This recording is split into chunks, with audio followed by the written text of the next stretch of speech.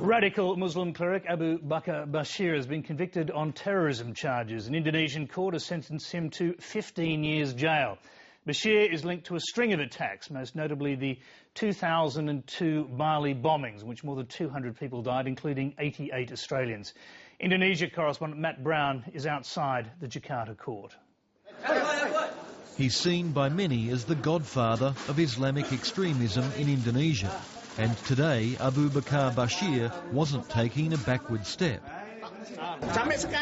Both America and Australia played a role in the judgment to take me out of the community. If possible, they will kill me because my struggle to uphold Islam is considered dangerous. His supporters urged the judges to acquit the wily firebrand,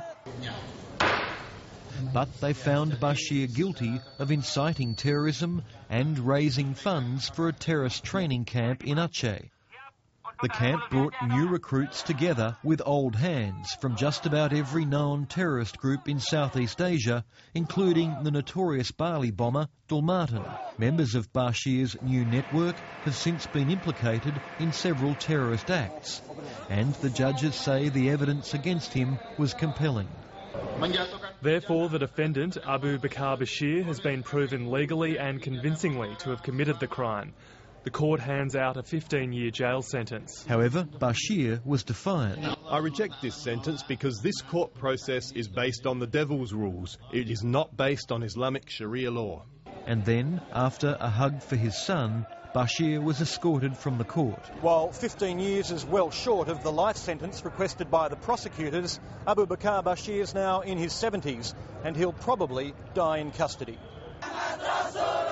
After a brief protest, Bashir's youthful supporters left peacefully, and his lawyers announced they will appeal. They failed to establish the evidence. There was no shred of evidence that Abu Bakar Bashir was proved to be, involved in terrorism activity.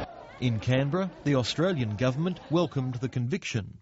At this time, our thoughts go first and foremost to the families of the more than 110 Australians who have died as a result of terrorist attacks over the past 10 years. The Australian government hopes this conviction brings some measure of justice to the families of the victims. Even as the verdict was being read, the wheels of justice were still turning in central Java. Counter-terrorism police arrested a man named Sudiman, a little-known player in the Bali bombings, who they allege rose to become Dulmatan's right-hand man and a trainer for those wanting to learn to make bombs. Matt Brown, Lateline.